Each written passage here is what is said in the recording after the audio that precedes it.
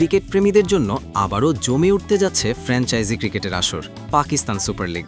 তবে এই টুর্নামেন্টকে ঘিরে এবার নতুন করে আলোচনায় এসেছে বাংলাদেশি ক্রিকেটারদের অংশগ্রহণ, আর সেই সঙ্গে অনিশ্চয়তার এক বড় গল্প। পিএসএলে বরাবরই বাংলাদেশি ক্রিকেটারদের উপস্থিতি ছিল আকর্ষণের কেন্দ্রবিন্দু, অনেকটা যেন স্বাদের ময়না। কম সংখ্যক হলেও তাদের পারফরম্যান্সে আলাদা নজর থাকে সবার। তবে এবার প্রশ্ন উঠেছে, ফ্র্যাঞ্চাইজিগুলো আসলে কতটা সময় পাবে এই লাল সবুজের তারকাদের। চলুন শুরু করে একটি ভালো খবর দিয়ে। সবশেষ যুক্ত হওয়া তরুণ ওপেনার তানজিদ হাসান তামিম খেলবেন পেশোয়ার জালমির হয়ে। নতুন এই সুযোগ নিঃসন্দেহে তার ক্যারিয়ারের জন্য বড় একটি মাইলফলক। কিন্তু এই সুখবরের মাঝেই শুরু হচ্ছে অনিশ্চয়তার অধ্যায়, কারণ বাস্তবতা বলছে পুরো টুর্নামেন্ট জুড়ে বাংলাদেশি ক্রিকেটারদের পাওয়া যাবে না।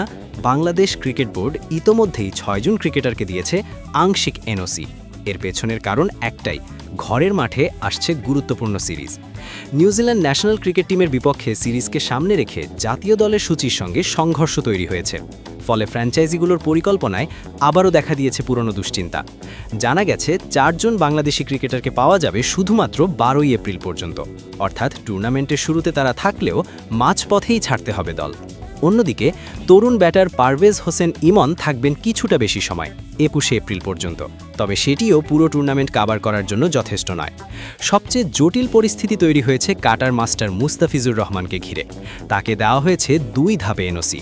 প্রথম ধাপ 26শে মার্চ থেকে 12ই এপ্রিল, দ্বিতীয় ধাপ 24শে এপ্রিল থেকে 3রা মে, অর্থাৎ মাঝখানে একটি বড় সময় তিনি দলের বাইরে থাকবেন, যা যে কোনো দলের জন্য বড় ধাক্কা। এখন প্রশ্ন হলো, এর প্রভাব কতটা? একটি ফ্র্যাঞ্চাইজি দল যখন টুর্নামেন্টের জন্য স্কোয়াড গঠন করে, তখন তারা পরিকল্পনা করে নির্দিষ্ট কম্বিনেশন ধরে, কিন্তু মাঝপথে গুরুত্বপূর্ণ খেলোয়াড় হারালে সেই পরিকল্পনায় বড় ধরনের পরিবর্তন আনতে হয়। বিশেষ করে বোলিং আক্রমণ বা ব্যাটিং লাইন আপে এর প্রভাব পড়ে সরাসরি। এরই মধ্যে সামনে রয়েছে বড় আন্তর্জাতিক ব্যস্ততা। আগামী এপ্রিল মাসে বাংলাদেশ সফরে আসছে নিউজিল্যান্ড দল।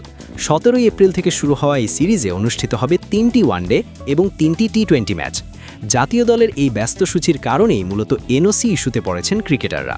ফলে কাগজে কলমে নাম থাকলেও বাস্তবে পুরো টুর্নামেন্টে দেখা যাবে না বাংলাদেশি তারকাদের। এই বাস্তবতার সঙ্গে এখন মানিয়ে নিতে হচ্ছে পিএসএলের ফ্র্যাঞ্চাইজিগুলোকে। একদিকে জাতীয় দলের অগ্রাধিকার, অন্যদিকে ফ্র্যাঞ্চাইজি ক্রিকেটের চাহিদা। এই দুয়ের টানাপড়নের মাঝেই পড়েছেন ক্রিকেটাররা।